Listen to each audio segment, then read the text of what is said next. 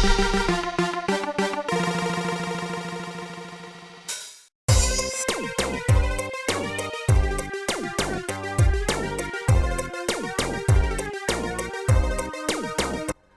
everyone, and this is BioPhoenix here, and today we're going to be talking about yet another PS1 game. And it's a strange one, so today we're going to be talking about Tokyo Wakusei Planetokio.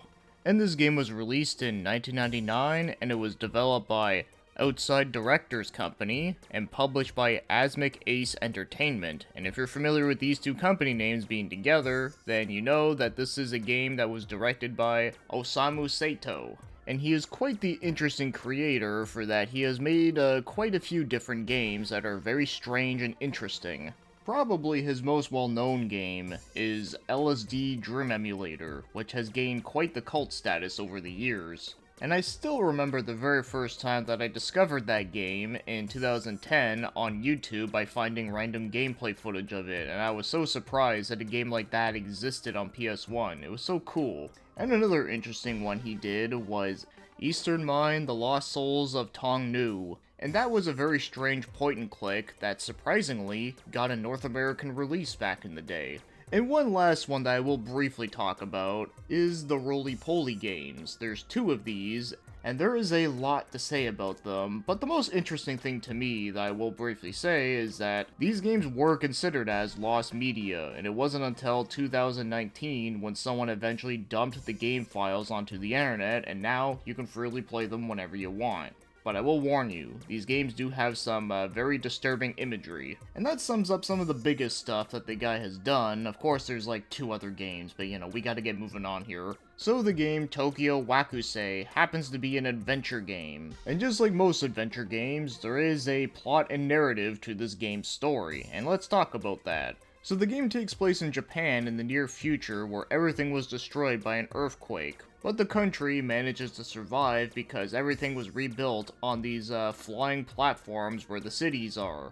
And the main character of this story happens to be Iken, who is a young boy who happens to be an aspiring inventor. For that he looks up to Dr. Hoken, who is one of the best inventors in the area. But because Iken is not a full-fledged inventor yet, his main job happens to be delivering ramen. And while everything seems to be a pretty normal day in this wacky world, unfortunately, a bunch of aliens start attacking. So Dr. Hoken ends up giving Iken a new device that he is working on, called the Naru Naru Mark I, which is a gun that you can put random objects into it, and then you can shoot it out at people. The very first time I saw this, the first thing that came to my mind was that one shot from the comic book Moon Knight where he says, "Random bullshit go," so I thought that was kind of funny. So yeah, the main character Iken has to use this new gun where he has to shoot out different random objects at these different aliens, and all these different aliens have different weaknesses to them that you will discover throughout the game. So that sums up the basics of what you need to know, but of course, there is a couple other things I can mention before moving on, such as other characters. So there is Naomi, who is the main character's love interest, and then there is her father, Dr. Campbell.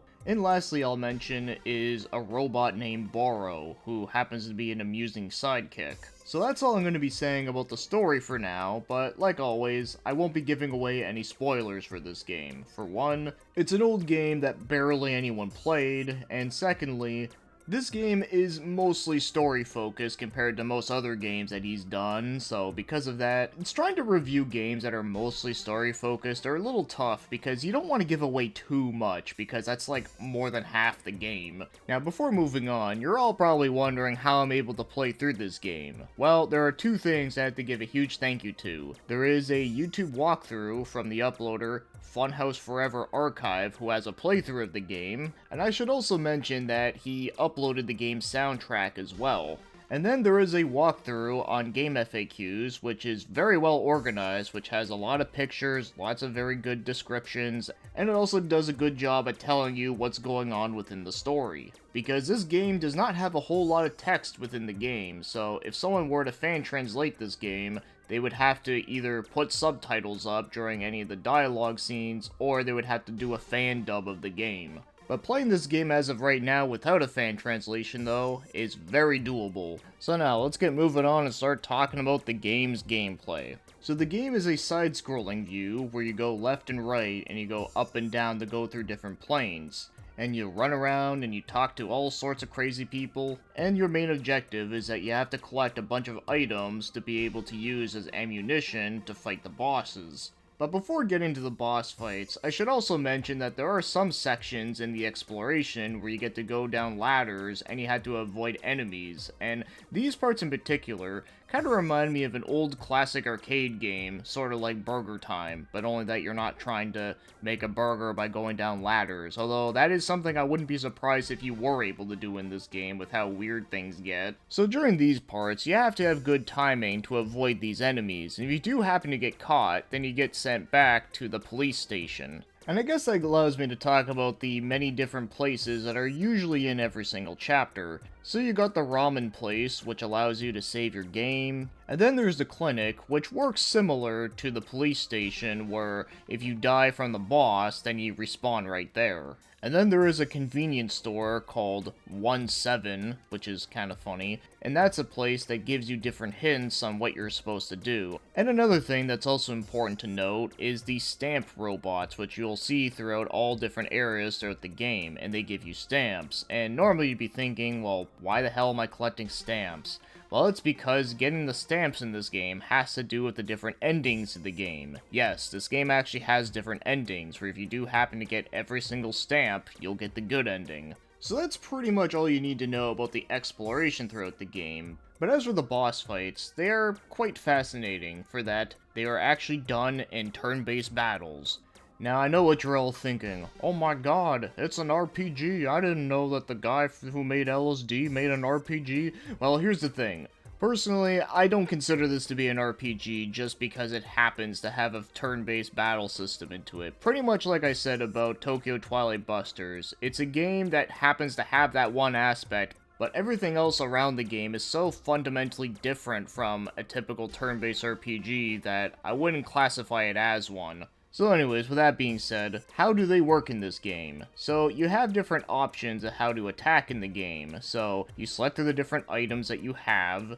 Once you select it, you then have to select a different way you want to shoot the item, whether it be fires normally or fires energized shots. And then the last one is just to confirm what you want to do, and then you just watch everything play out. And I have to say, all the different ways that you attack in this game have a really hilarious animation. I'll let a couple of them play out.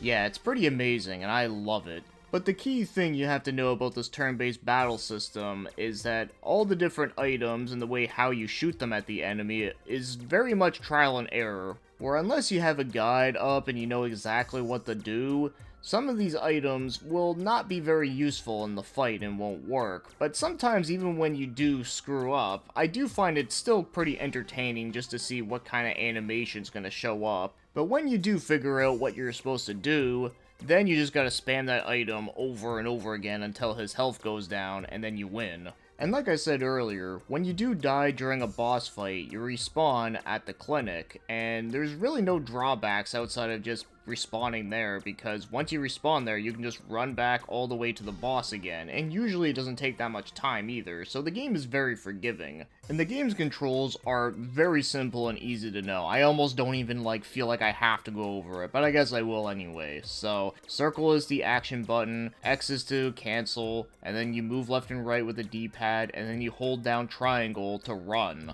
And I really don't have any complaints with it whatsoever, so yeah, let's get moving on and start talking about the other things, like the graphics. And not surprising coming from me, but yeah, I really love the way this game looks. Like, everything's just so brightly colorful. I really love the guy's art direction, is that, like, everything's just very crazy and weird looking and has a lot of, like, crazy shapes. And I also really love the world with the whole floating cities in the sky. I just think it looks really great. In fact, it would be a place I would probably love to live in if it wasn't for the alien invasions. And it's always exciting to see exactly what places you're gonna see throughout this game. And obviously, I won't be showing what everything looks like in the game, since I do encourage people to actually play it themselves, but one thing I will specifically mention is that I did thought it was pretty neat to see a guy wearing an LSD shirt, so that was a cool little Easter egg. So yeah, overall, I really do love this game's style and aesthetic. Even though this game is considered like an old, outdated 3D looking game, like I still really love the way it looks. It's a good example of a game that I think does hold up better for its style. And if you're a big fan of the art director's other games, like I mentioned earlier on, then yeah, you'll definitely love it here. And now, as for the game's music, I think the music in this game is okay. I'll be honest, it's not my most favorite thing ever, but there was like 2 tracks I liked, that being the opening theme song and the theme for the ramen shop. Those 2 were probably my favorite, but the rest of the tracks, I mean, they were fine. Like, they weren't, like, super memorable to me, but I thought they worked for the game's, like, crazy weirdness, so, you know, I thought it was alright. I will say, though, it does use the same, like, sound types as LSD Dream Emulator, and that's a soundtrack that I really love, but I just don't think it's on the same level as that game's soundtrack, personally. But then again, though, LSD Dream Emulator soundtrack is something that I've listened to for many, many years, where this is a game that's, like, you know, it's brand new to me, so I don't know, maybe I just haven't, like, got used to it yet, because maybe down the road, maybe I will eventually love this game's soundtrack, but as of right now, yeah, I think it's alright. It does the job just fine. And as for the game's voice acting, there is a lot of voice-acted lines throughout this game, and that's actually part of the reason why this game is on 3 frickin' discs. Yeah, this game is not 3 discs because of how long the game is, no, it's because it has, like, so much voice lines and cutscenes. And yeah, the voices in this game are definitely as crazy as you might think, and unfortunately I couldn't find like that many sources that talked about like any of the actors in here, but there was 2 that I think seem correct. So the voice of the main character, Iken, is voiced by Yu Sugimoto, who has done quite a few different roles, but the one that stands out to me is the one that they did for Hamtaro. And one funny one that they did that I thought was surprising was that they did the Japanese voice for a male house within the Simpsons movie. And the other one that seems to be the most correct that I can tell is Dr. Hoken, who is voiced by Naoki Makashima, and he happened to play Mugi within some of the Dirty Pair animes. And he's also done a bunch of different Gundam characters, but mostly being some of the more minor roles. But yeah, the voice acting overall in this game does sound pretty funny though. Now, if you wanted to go out and buy yourself a copy of this game, now, it's not surprising that, yeah, this one is very rare and pretty damn expensive, and it's not really surprising if you know anything else about all the other games that he's worked on, is that they're all very expensive and, like, not cheap at all. So yeah, the cheapest I've seen this one go for was $207. So yeah, if you don't want to pay those prices and you want to try it out, well, you know what to do. So now, as my overall thoughts on Tokyo Wakusei Planetokio is that this is a very strange game, which is, well, I guess you kind of figured that out at this point. But for real though, I do think this is a game that's very tricky to describe my thoughts with, because it is entertaining, and I do like the whole creativity with the game, but the actual gameplay itself, I mean, it's fine, like, it's decent, nothing amazing, it's not the greatest shit I ever played in my whole life. But it's also very short. Like, I beat this game in 3 hours. So yeah, a 3-disc game done in 3 hours. Yeah, it's exactly like with Athena Awakening for the Ordinary Life. That's another game that had multiple discs, but was also not very long. And because of the things that I've talked about, like, you know, it's like an adventure game that's mostly like a story-focused game, and the battles in this game are just with boss fights, and you kind of have to do this whole, like, trial and error stuff. Yeah, obviously, it's not a game I can easily recommend to most people. But despite this game being a little tough to recommend though, I still ended up kinda liking the game for that it was entertaining for all like the weird crazy stuff, and it was not boring for me, and I also thought that it was like had a lot of charm, and also dare I say that the game was actually kinda cute. Yeah, not very often I get to say a game is cute, but this game really was. So if you really like his other games, like LSD and all that, then there's a chance that you might be able to appreciate this game for, like I said, it has a lot of interesting things going on for it to not make it boring. And if you just want a chill adventure game that's not hard at all, then I think it's at least worth trying, as, you're never going to get another game like this anytime soon. And if I had to compare this to another game that I reviewed before, called Eblard, which was another PS1 game that was story-focused and was all, like, very artsy and such, just like this game, I do think this game is better than that one, for one. The story in this game does have multiple endings to the game, where that one didn't have one.